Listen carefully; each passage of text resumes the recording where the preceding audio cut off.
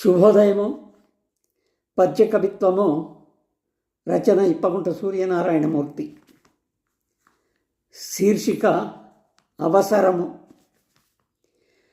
ప్రేమల పందిరిళ్ళు నిలబెట్టెడి భాగ్యము దీక్షబద్ధమై, సీమల పెచ్చరిల్లు గృహ చిత్రములన్నీయు శోధనమునన్, నీమపు జాడలన్నీ విధి నేర్పిన సద్గతి దారులైనటు, తామసమేమి లేక పరదాలకు ఆవల చర్చ తప్పదవు.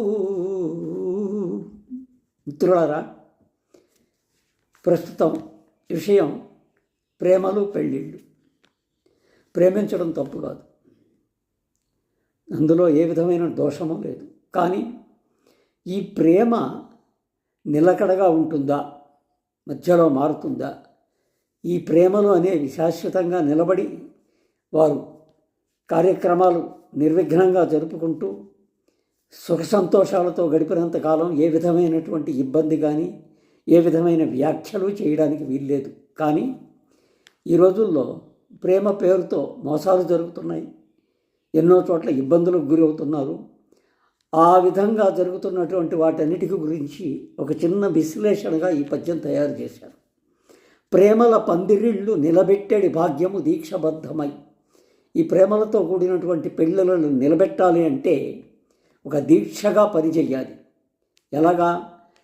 సీమల పెచ్చరిల్లు గృహచిత్రములన్నీ శోధనమ్మునన్.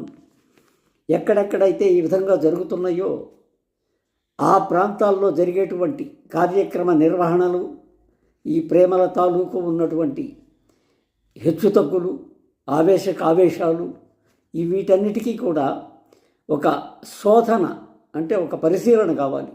ఈ ప్రేమలో నిజం ఎంత ఉంది? మోసం చేస్తారా, లేక ఏదైనా ఇబ్బందులకు గురి చేస్తారా? ఈ విషయాలన్నిటి మీద శోధన చేయాలి. అప్పుడు శోధన చేసిన తర్వాత కొన్ని చోట్ల కొన్ని నియమాలు ఉంటాయి. అది వృత్తిపరంగా కానీ లేక కులపరంగా కానీ ఏదైనా కావచ్చు. కానీ నియమాన్ని గౌరవించాలి. ఈ నియమపు జాడలన్నీ విధి నేర్పిన సద్గతి దారులైనట్టు, ఈ నియమాలకు ఉన్నటువంటి కార్యక్రమాలు చేసేటువంటి వారి పద్ధతులు సద్గతి దారులు, మంచి దారి, మంచి కోసం దారి, మంచిని నెరవేర్చడానికి దారి.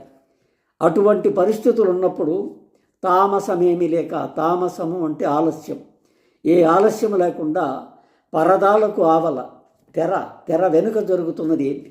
తెర ముందు జరిగేది నలుగురు చూస్తారు, తెర వెనుక జరిగే కార్యక్రమం కనుక ఈ పరిస్థితులన్నీ గమనించి దీని మీద సరైనటువంటి నిర్వహణ బాధ్యతలను తీసుకొని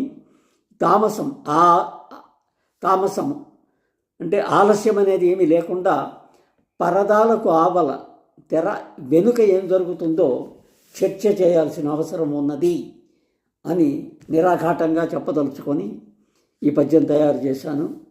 మిత్రులారా, ఈ పద్యం చదివి మీ భావాన్ని, మీ ఆలోచనను కామెంట్ రూపంలో తెలియజేస్తారని ఆశిస్తూ సెలవు తీసుకుంటున్నాను.